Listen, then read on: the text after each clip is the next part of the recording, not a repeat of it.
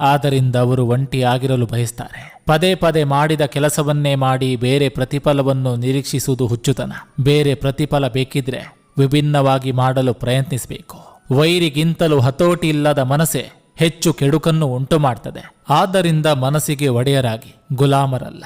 ಜಗ ಮೆಚ್ಚಲೆಂದು ಬದುಕಬೇಡ, ನಿನ್ನ ಹೆತ್ತವರು ಮೆಚ್ಚಲೆಂದು ಬದುಕು. ಯಾಕಂದ್ರೆ ಜಗತ್ತು ನಿನ್ನ ಹತ್ತಿರ ಎಲ್ಲವೂ ಇದ್ದರೆ ಮಾತ್ರ ಇವ ನನ್ನವ, ಸ್ನೇಹಿತ, ಬಂಧು ಬಳಗ, ಪ್ರಿಯತಮ ಅಂತೆಲ್ಲ ಹೇಳುತ್ತೆ. ಆದ್ರೆ ಹೆತ್ತವರಾಗಲ್ಲ. ನಿನ್ನ ಹತ್ತಿರ ಏನೂ ಇಲ್ಲದಿದ್ದರೂ ಇವ ನನ್ನ ಮಗ ಎಂದು ಹೆಮ್ಮೆಯಿಂದ ಹೇಳ್ತಾರೆ. ಕೋಪದಲ್ಲಿ ತೆಗೆದುಕೊಳ್ಳುವ ನಿರ್ಧಾರವು ಆಲೋಚನೆಯನ್ನು ಕೊಲ್ತದೆ. ಆಲೋಚನೆಯೊಂದಿಗೆ ಮಾಡಿದ ನಿರ್ಧಾರವು ನಿಮ್ಮನ್ನು ಇತರರಿಗೆ ಮಾದರಿಯಾಗಿ ನಿಲ್ಲುತ್ತದೆ. ಸುಂದರ ಜೀವನಕ್ಕೆ ನಾವು ವಾಸಿಸುವ ಮನೆ ಸಣ್ಣದು ದೊಡ್ಡದು ಮುಖ್ಯವಾಗಿರೋದಿಲ್ಲ. ಇರುವುದರಲ್ಲಿ ಅರಸನಾಗಿ ಬದುಕುವುದು ಮುಖ್ಯ ಎನ್ನುವುದು ಅರಿಯಬೇಕು ಅಷ್ಟೇ. ಜೀವನ ಬದಲಿಸಿಕೊಳ್ಳಲು ಎಲ್ಲರಿಗೂ ಸಮಯ ಸಿಗ್ತದೆ. ಆದರೆ ಸಮಯ ಬದಲಿಸಲು ಮತ್ತೊಮ್ಮೆ